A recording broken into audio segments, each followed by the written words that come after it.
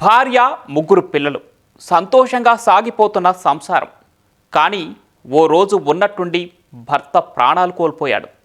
అతన్ని దారుణంగా హత్య చేసి శవంపై పెట్రోల్ పోసి తగలబెట్టారు. చనిపోయింది ఎవరో కనిపెట్టేందుకే పోలీసులు చాలా శ్రమించాల్సి వచ్చింది. ఆ తర్వాత నిందితుల్ని కనిపెట్టిన పోలీసులు ఆశ్చర్యపోయారు. ఇద్దరిని అరెస్టు చేసి కటకటాల వెనక్కి నెట్టారు. ఇంతకీ ఆ భర్తను చంపిందెవరు? అతడి ప్రాణాలు తీసేంత పగ ఎవరికుంది?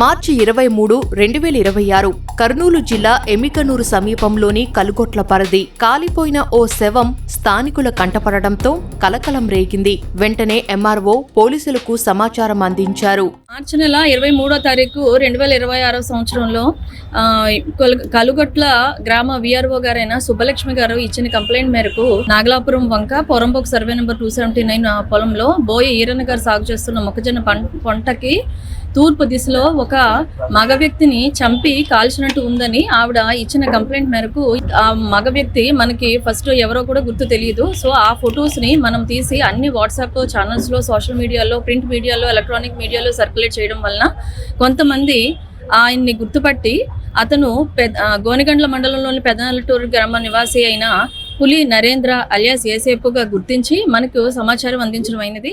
చనిపోయింది ఎవరో పోలీసులకు తెలియడంతో దర్యాప్తు వేగవంతమైంది. కర్నూలు జిల్లా గోనెగండ్ల మండలం పెద్దనేలటూరుకు చెందిన నరేంద్ర అలియాస్ ఏసేపుకు ఎమిగనూరు పట్టణానికి చెందిన పద్మతో 9 ఏళ్ల కిందట వివాహమైంది. వీరికి 3 కుమార్తెలు ఉన్నారు. సాఫీగా సాగిపోతున్న వీరి సంసారంలోకి ఏడాది క్రితం పెద్దనేలటూరుకు చెందిన వంశీ అనే యువకుడు వచ్చాడు. ఈ పద్మ అనే ఎవరైతే ఈ నరేంద్ర ఉన్నారో వాళ్ళ వైఫ్ అయిన పద్మకి వంశీ, ఆ పెద్దనేలటూరు గ్రామస్తుడైన వంశీ, ఇద్దరికి కూడా 1 సంవత్సరం నుంచి వివాహేతర సంబంధం ఉందని తెలిసింది. ఈ చనిపోయిన నరేంద్రకి పద్మకి పెళ్ళయి 9 సంవత్సరాలైంది. వాళ్ళకి 3 పిల్లలు ఉన్నారు. వీళ్ళకి 1 సంవత్సరం నుంచి వివాహేతర సంబంధం ఉండడం వల్ల ఆ గ్రామంలో చాలాసార్లు పంచాయతీలు నిర్వహించడం కూడా జరిగింది. పద్మ వివాహేతర సంబంధం నేపథ్యంలో పలుమార్లు పంచాయతీలు జరిగిన గొడవలు సద్దుమణగలేదు.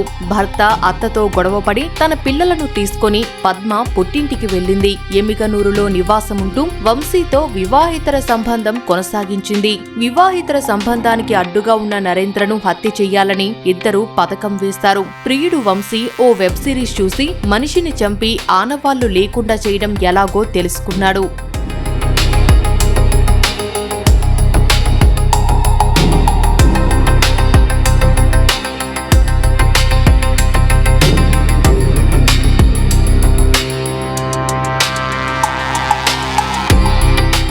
ఈ ఏడాది మార్చి 21న భర్త నరేంద్ర ఎమికనూరులో ఉంటున్న భార్య పద్మ ఇంటికి వెళ్లాడు. పూటుగా మద్యం తాగి నిద్రపోయాడు. హత్య చేసేందుకు ఇదే సరైన సమయంగా భావించిన పద్మ అర్ధరాత్రి సమయంలో ప్రియుడు వంశీకి ఫోన్ చేసి ఇంటికి పిలిచింది. ఇద్దరూ కలిసి నరేంద్రను దారుణంగా హతమార్చారు.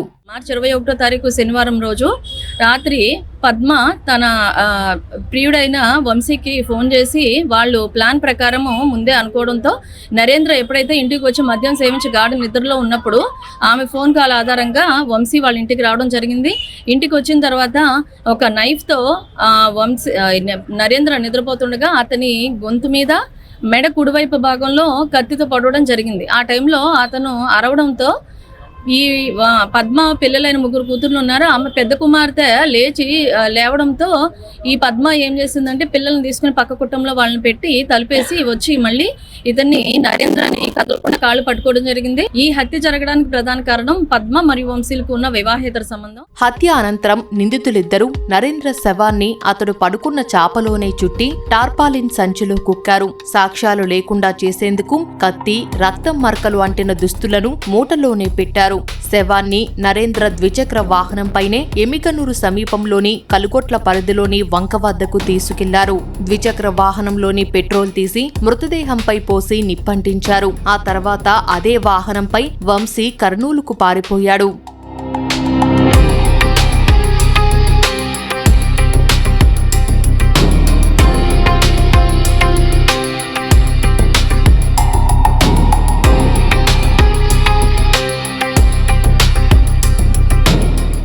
హత్య కేసుకు సంబంధించి పోలీసుల దర్యాప్తు వేగవంతమవడంతో నిందితులు పద్మ, వంశీలో భయం పట్టుకుంది. ఎలాగైనా దొరికిపోతామని భావించి ఎమికనూరు వీఆర్ఓ వద్ద లొంగిపోయారు. నిందితులిద్దరిని అరెస్టు చేసిన పోలీసులు హత్యకు వినియోగించిన కత్తి, ద్విచక్ర వాహనం, 3 సెల్ ఫోన్లు స్వాధీనం చేసుకున్నారు.